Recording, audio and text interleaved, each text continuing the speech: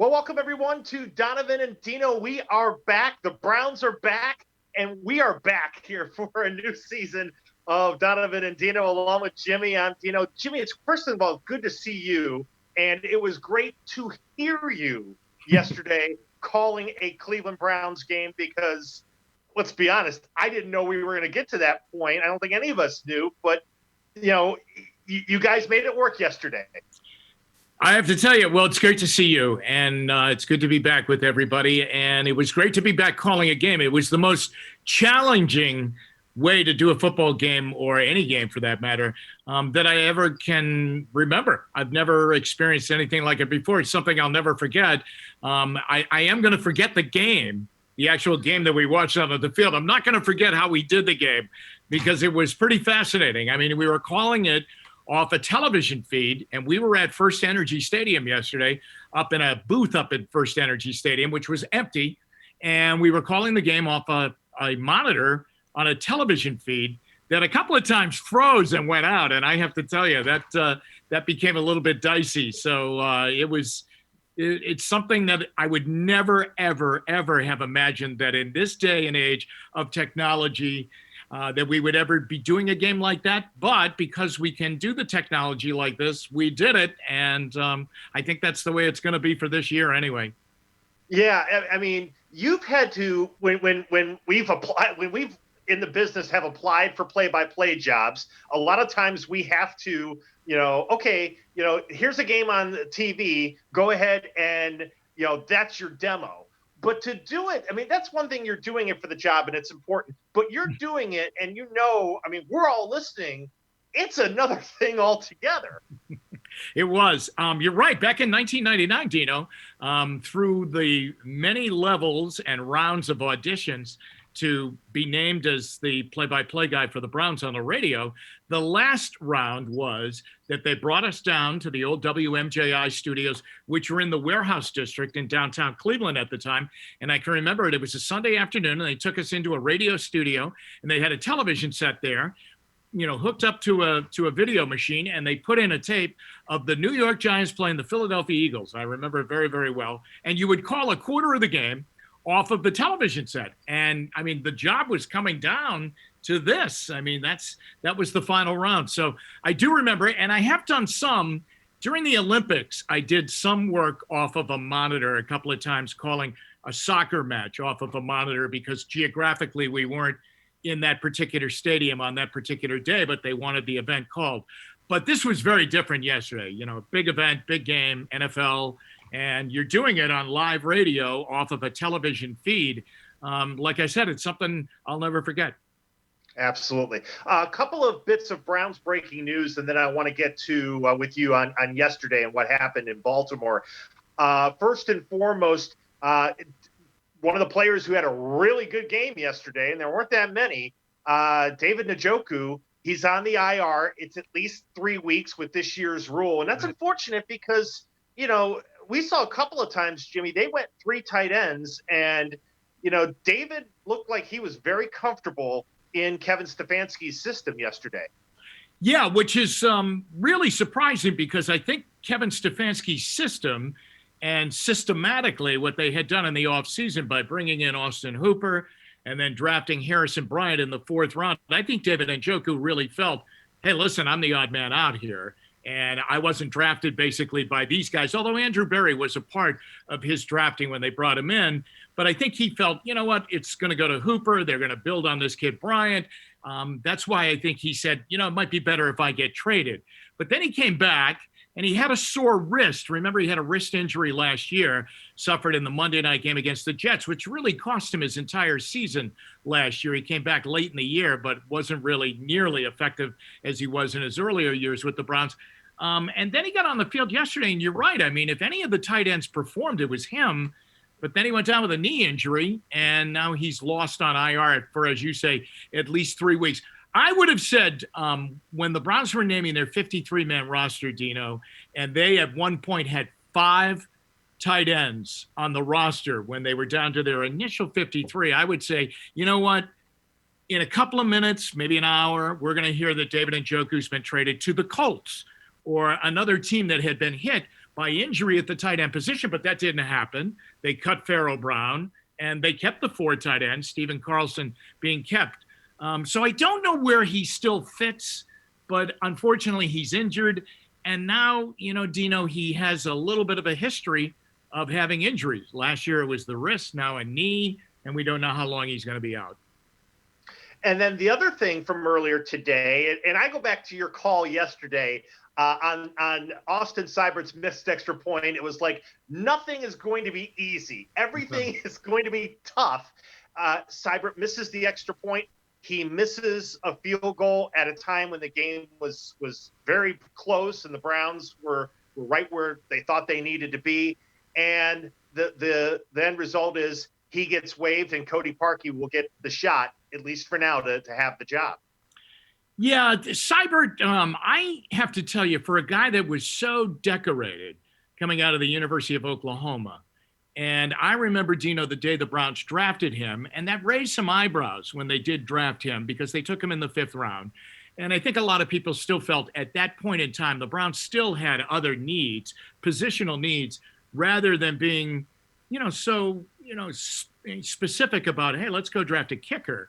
And I was surprised at that, and I think a lot of people were. But he had a great career at Oklahoma, and I can remember when they came down into the media room to explain the pick that Saturday afternoon. I mean, they just were thrilled to be able to get him. I remember them talking about, the sound of the ball when it comes off of his foot is just unbelievable. It's like a cannon going off. And indeed it is, but the direction was a problem, Dino. I mean, it wasn't going through the uprights. It was going wide left and wide right. And he really kicked the Browns into trouble a lot of times last year in his rookie year, and definitely yesterday. In some ways, he kicked them right out of the game, when a game they kept trying to get back into and had some opportunities. But if you go back last year, he really kicked them into trouble with those 5 missed extra points. And I know when you and I have talked in the past, that just drives me crazy, you crazy, everybody crazy, because you have to chase that point then in some way for the rest of the day. Are we going to have to go for 2 at some point? What are we going to do here? Remember, we still have that missed extra point. And when I think of him, I just think of a guy that never, made a big kick. Now, he wasn't in position. We never were in a position where he lined up for a game-winning kick. But it's all about making kicks, and he just didn't do it. And usually, if you trace it back, Dino, he really had problems with his first kick in games. Last year, opening game against Tennessee, the Browns go right down the field, score a touchdown. He misses the extra point. I think against Seattle, he misses an extra point. Against Buffalo, Landry catches a touchdown pass on the first drive of the game. He misses the extra point, and they're hanging on at the end by 3 when they should have been up 4. You just can't live with that, and they're not going to live with it. So people will say, they gave up a 5th-round pick. But remember, these particular guys didn't give up that 5th-round pick. They weren't here then. They were all in different cities, so they don't care. I mean, they need a guy that's going to put it through the uprights. And this, remember, Cody Parkey, this is his second tour of duty here. Do you remember his first game here? Do you remember his first game, Dino? Vaguely. You're going to remind me. Well, see, this is where you and I are going to get sharp again now. We're going to get back to our rhythm here. Yes. They were down in Miami, and they're getting set to play the Dolphins. Yes. And it was an incredible situation, Dino. He was already in Florida, and the team was traveling to Florida Saturday. But he had to fly to Cleveland to get his medical done, his physical done. He flies from Florida to Cleveland. We're already in Miami at that point. He then passes the physical, flies back down to Miami. Hugh Jackson literally met him on the field the morning of the game on Sunday. And I want to think, Dino, he missed 3 kicks that day, and a kick that would have won the game at the end of regulation time, and they ended up losing it in overtime. Now, he smoothed it out a little bit after that, but he's not a popular guy in Chicago. He missed a big kick for the Bears in a playoff game against the Eagles. But I give them this credit. They brought all of these guys in training camp. They brought about 4 kickers in during training camp, and everyone's going, why are they doing that? But it was for this kind of reason that, if a kicker got hurt or got sick or tested positive the day before the game, you needed a kicker. And so they would always have an extra one on the practice squad. But it's too bad for Seibert. Dino, there's a chance he could kick against the Browns on Thursday night because Randy Bullock pulled a muscle when he missed that field goal yesterday for the Bengals. They need a kicker. The NFL works in very strange ways. It's kind of like getting a reliever in baseball, trading relievers in baseball. It's crazy. All right. So you've had about 24 hours or so to kind of digest what we saw yesterday in Baltimore. What disappointed you the most thinking about from a wide lens of what you saw from the Browns? Well, it was, it was a terrible game and it was a terrible performance. I would say this, it was the worst special teams performance I have ever seen the Cleveland Browns have in one game since I've been here in 1985. Now, when I got here, Bill Cowher was the special teams coordinator. Then Marty Schottenheimer's brother took over. Kurt, he was the special teams coordinator. Belichick always had really good special teams. They always really emphasized special teams. Belichick himself was a special teams coordinator at one point in time. Chris Palmer had good special teams guys. We had, Jerry Rosberg started his NFL career here, and he's maybe the best, who just retired like a year ago. We had, people took shots at Chris Tabor, but I have to tell you, through most of it, we were pretty good. And I think Mike Prieper's a heck of a special teams coach, but boy, his unit yesterday really let the Browns down. So it was the worst special teams performance I've ever seen the Browns have. Having said that, I worried about the defense coming into the game because of injury and lack of experience, and because of the injuries, a lack of depth. And, Baltimore's really good. But I was really disappointed. I thought that the Browns would score. I really did. And I know the Ravens are good defensively, but when I look at that offensive lineup and depth chart on paper, it looks to me like you should be able to score points. And the way things happened, Dino, it was like a page going back to last year where you just go, wow, what the heck is going on? And why are we pushing the ball to Odell Beckham Jr.? Is it because he seems frustrated? And are we really worried about that to the point where we're just going to keep pushing the ball to him? I thought Mayfield in the second half just looked like he was dropping back and flinging it. And, maybe back like in his Texas Tech days in that offense. So the offense probably, was a huge disappointment. I really did worry about the defense going into the game. Yeah, I was with you. I thought Baltimore would win, and I thought because that great offense, and I too, the injuries, not having Wilson, not having Delpit on the defense was gonna be a factor. Jackson, but Jimmy, again, we're now in year 2 of Beckham in Cleveland, and he and Baker Mayfield do not look like they're on the same page. It's like, we're on the brink of a volcanic eruption, as somebody put it to me earlier today, because it's not working right now. No, it isn't. If you think of Odell Beckham Jr., and you and I were doing the Dino and Donovan show the night that the story broke that he was coming to the Browns. But when you think of Odell Beckham Jr., and you think of a great performance by Odell Beckham Jr., it's in a Giants uniform.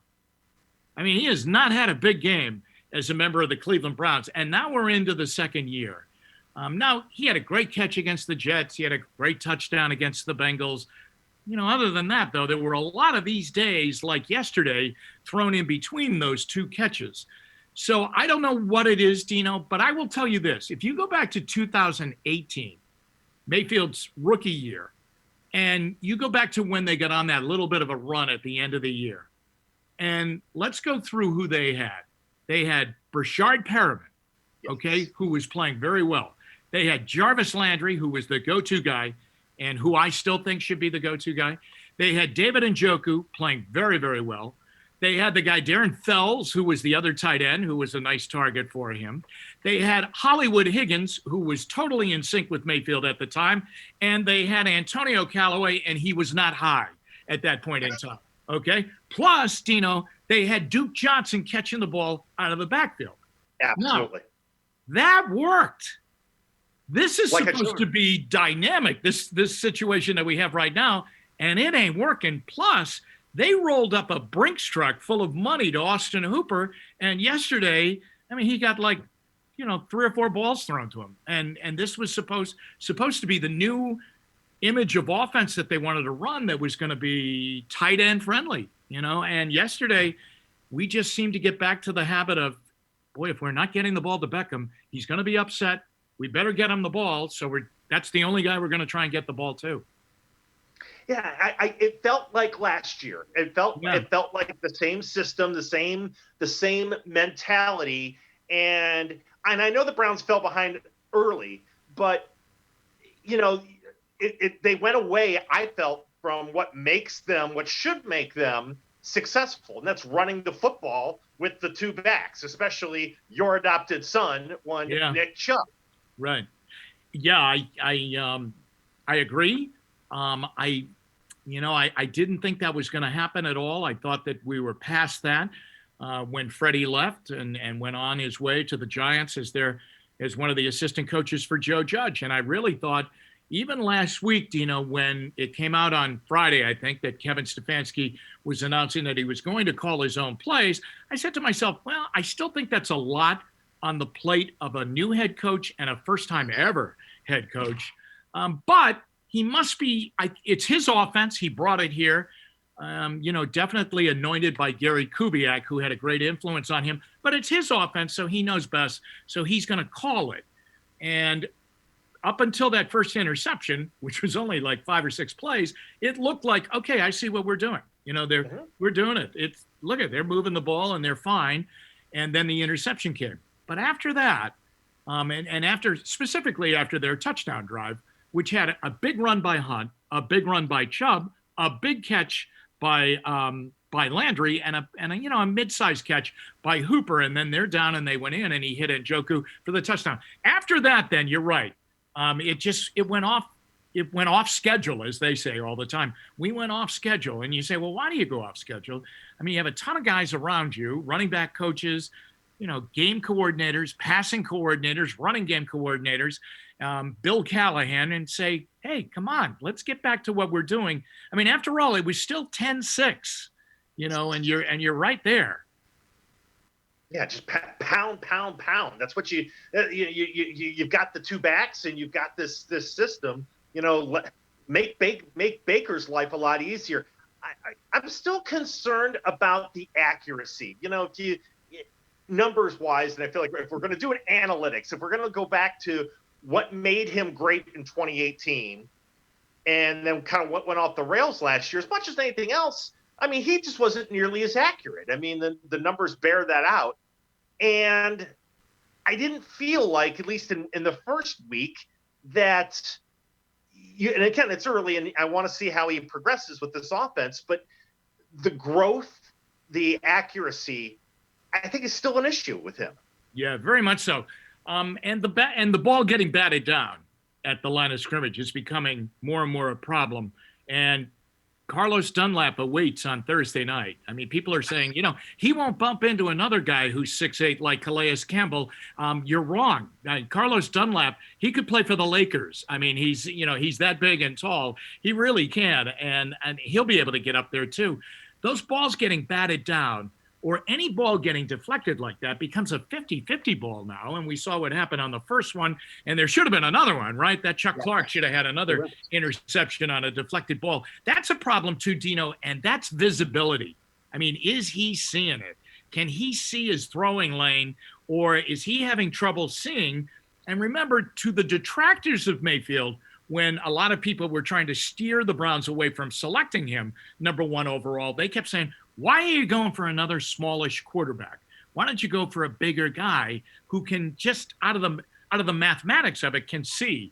So that's the number 1 problem. Why are those balls getting batted down, and can he see? The other thing is, you're right. I mean, there were a lot of balls on the left of a receiver, on the right of a receiver, but not many right there. Even Njoku's big catch on aside from the touchdown, but the big catch down the field, that was a 50-50 ball that he went up and won and pulled it down. I can't blame guys on drops other than the Beckham one. I do agree with you. It was on the accuracy or the lack thereof of the pass initially. Yeah. Last thing, what was, as you're calling that the game in the first quarter, and the Browns from their own 31 called a fake punt. And I remembered all of a sudden, like, wait a minute, didn't Hugh Jackson do that in his first game? Oh, yeah, he did. Yeah. I understand the process. I don't know if the reward merited giving the Ravens good field position, as it turned out to have happen, and to give them more momentum. Well, remember now, too, and I agree with you, remember they had already gotten the ball for their first possession at the Browns 49 after the Marlon Humphrey interception. So they already had gotten the ball and gone in for a touchdown on a relatively short field, less than half of the field. So now you're risking giving them the ball where they ended up giving it to them inside their 30-yard line after what happened on the fake punt. The other thing is, Dino, historically, the Ravens are a tremendous special teams unit. They really are. They're right up at the top. In fact, Jerry Rosberg retired, but he handed the job over to his assistant, Chris Horton, and they have just continued. So, I don't think you're ever going to outthink them as far as special teams is concerned. And I think field position would be more important here. And, now Kevin Stefanski said today, what we were trying to do was maximize possessions. In other words, they wanted to hold on to the ball as much as they could to keep it out of the Baltimore offense's hands. And I truly understand that. But that's why you run the ball and get first downs, okay? That's why you do that. That's the way to keep Lamar Jackson over on the sideline. A fake punt at that time. The other thing that's really interesting about it, remember, there was no preseason, so you'd have no tape on them and how they performed on special teams, that you would have seen something and said, aha, there it is. There it is. There it is. Don't move until you see it. I mean, there it is. That's a mistake. We're going to go after that. That's just, to me, it was like, and then poor Sendejo just was trying to lead block for Gillen and just got neutralized. And Jamie never had a chance. And I just sat there. I'm like, I felt like, man, this is a sign that it may, again, like it has been all but one time, not our opening day. No, it really wasn't. I mean, they were, it was going to take a supreme effort, like what you and I talked about at the top of our segment here. It's going to take a great effort to go in there and win. But I thought it might be a really competitive game, and that it would come down to, if you remember the year that Jackson was a rookie and Mayfield was a rookie, and they played the last game of the season in Baltimore, and it came down to the last play of the game, and the Browns couldn't get a first down to get the opportunity to try and kick the field goal and knock the Ravens out of the playoffs. And I thought it might be that kind of a game, because I thought the Browns can score with them and that they would be able to do that. But it just didn't happen, obviously. But if you're going to gift wrap possessions for them and give the ball to them on your side of the field, I mean, that's going to be a big problem. Although, they went 99 yards, too, on a drive. So, but still, I mean, just the thinking of it is, I was surprised they did it. It was disappointing. And like you said, it didn't look good. From the moment Gillen got the ball and took his first step to the right, you could see Sendejo wasn't going to win that matchup. And that was going to be the end of it at that point. And now they have the ball inside the 30, and they went, boom, right down and in. And that's all she wrote. My friend, I appreciate the time. It's great that we can do these again on the day afters. And we'll look forward to seeing you later on tonight at 6 and 11. And look forward to hearing you Thursday night in the booth as the action is going when the Browns play the Bengals. Well, I'll tell you what, that will be a luxury. That will be a piece of cake compared to yesterday. All right. Jim Donovan joining me here on Donovan and Dino. Thanks for watching, everybody, here on 3 News, Facebook Live, and on YouTube.